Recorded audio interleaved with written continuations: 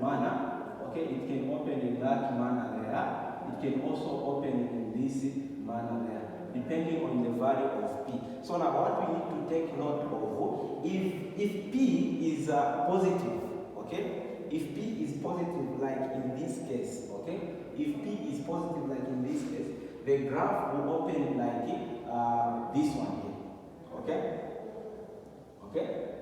Oh, sorry, this one here. So if P is positive, it will open in that manner there. It will be like this. If P is in this form here, okay. So if P is negative, so if P is positive, the graph will open like this. If P is negative, the graph will open in this manner. Okay. So now, since we know that the value of P here is positive 1, so we suspect that the graph will open in this manner here. Okay. Now that we know our focus, okay, our vertex, okay, our directrix, and our vertex also, so we can sketch the graph. So we're going to use these coordinates which we have here. So now, how do we sketch this graph? How do we sketch this graph? So now, question 2, 4, okay, so question 2, 4, okay, it's just a matter of sketching the graph. So we're going to sketch, okay. So what we'll do is, I'll draw the XY plane here.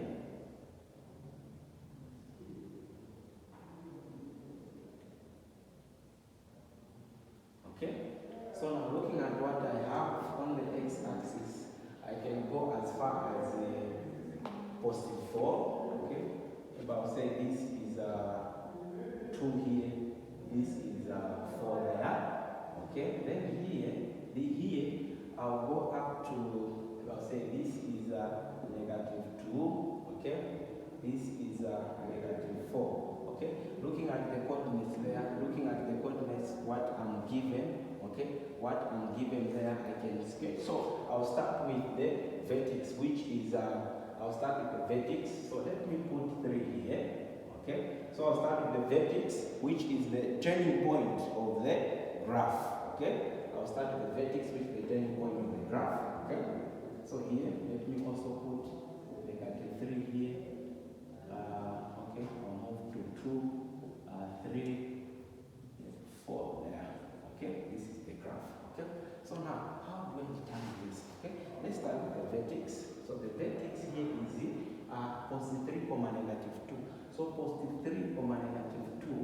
So this is positive 3, -2. You are just sketching. So this one, this is your V here, which is your vertex. Okay. So meaning we know that the graph will turn from here. This is the turning point of the graph. Now, since P is positive, so the graph will open in this direction there.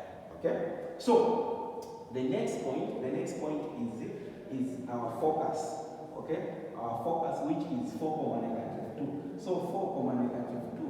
It is the same line somewhere there. So it will be here. This is our focus. Okay. That is our focus there. That is our focus. Now here, the issue is this. The idea here is this. When you graph like this, okay, if that one is your vertex, okay, if that one is your vertex, your focus is inside, okay. Then, since from the equation there we have 4P, we have what? 4P. So the distance, okay, from here, this is 2P, even that one there is 2P to get that 4P from the expression there. Meaning, from the focus here, we have 2P going this other side, and from this focus again we have 2P coming down.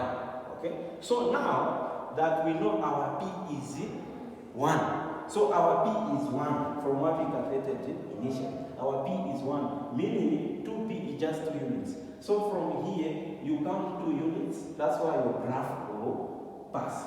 So here, so from here this is 1. Okay, so from here this is it. Of course here we have 4.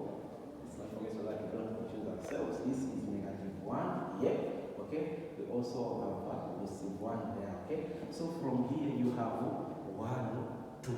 Okay, so the graph can pass somewhere there. Again from So from here, this is 1, 2.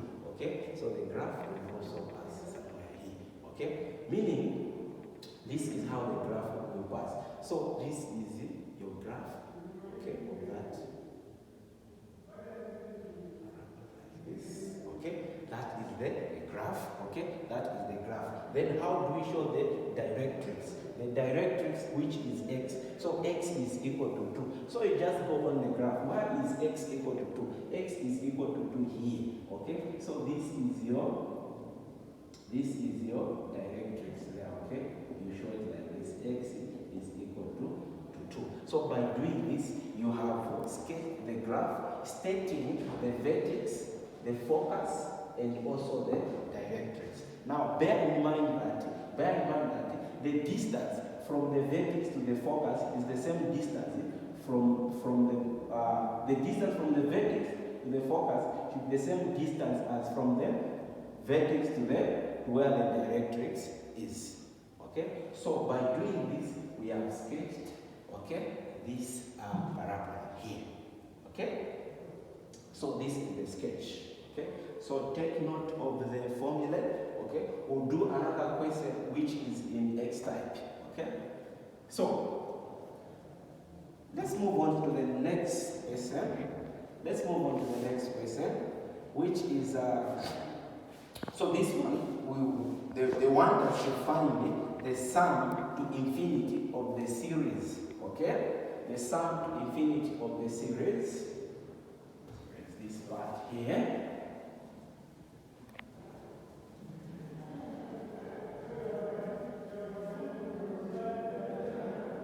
So we are given the sequence. So this is now question 2b. The sequence which we are given there is 3, 1 over 3. Here they want the sum to infinity of the series. But this is a geometric progression.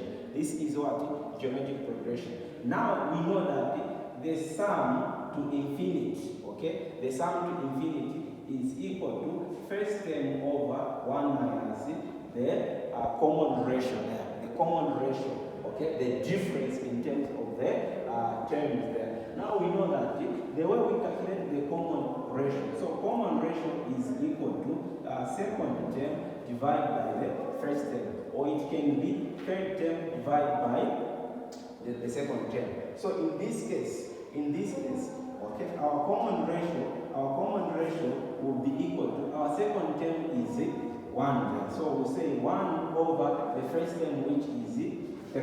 Okay. Now that we know the common ratio, and we also know the first term, okay, we can calculate the sum to infinity.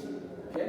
So we are going to bring in that formula there. So sum to infinity is equal to the first term is 3. So we are going to say 3 over 1 minus the common ratio which we have found as 1 over 3 there. So the sum to infinity will be equal to 3 over, what is 1 minus 1 over 3? What is 1 minus 1 over 3? Just use the calculator. Okay, 1 minus 1 over 3. Okay, so this one you get 2 over 3. 2 over 3. So this is 2 over 3 here. Okay, so sum to infinity is same as 3 divided 2 over 3 there. Okay, so this one will take us to 3 times 3 over 2. So the final answer there is of sum to infinity. We just do it from here. So the final answer for sum to infinity of that sequence is 3 times 3, which is 9 over 2 here. So this is the answer. That is the sum to infinity of this particular sequence. Okay, let's quickly do the last question.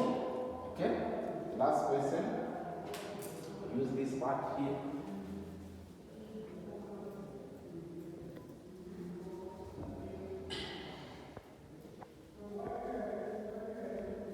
So, question 2C, okay, 2C is what is the fifth term of the AP? which is arithmetic progression, given that the terms are negative 5, comma, negative 2, comma, 1 there, okay? So now, AP deals with what we call common difference instead of common ratio. So in AP, we deal with common difference. Now, how do you calculate the same common difference, okay? So, why are we interested in that? Because to find the fifth term, we are going to use this formula, okay? So, any term is equal to first term plus, okay, in brackets, okay, number of terms minus 1 multiplied by what we call the common difference, okay? So, from this, how do we calculate the common difference? So, common difference is equal to second term minus first term, okay, or third term minus second term. You still get the same answer. So common difference here is equal to, our second term is negative 2. Okay, so negative 2 minus, okay, this minus is on the formula, but the first term was also minus, so we'll put minus 5 like this. So common difference is equal to negative 2. Negative times negative there, it will be plus 5. So meaning our common difference is equal to 3 here. This is our common difference. Since we want the fifth term, so we'll say any term is equal to first term plus n minus 1 multiplied by d. So here we want our T15, meaning term number 15. So the 15th term here. So 15th term will be equal to first term, which is a negative 5, okay, plus the number of terms, which are 15 minus 1 multiplied by the common difference, which is 3 there, okay. So quickly, this one will give us negative 5, okay, plus there you get 14 multiplied by 3, okay. So here is negative 5 plus what is 14 times 3. This one is giving us 42. So 42, meaning the 15th term is equal to what is negative 5 plus 42. This one you get 37 there. So meaning this is the 15th term. Okay. So thank you for watching. So we are done with question 2 of the year 2023. Okay. April, May, Science, Level 1.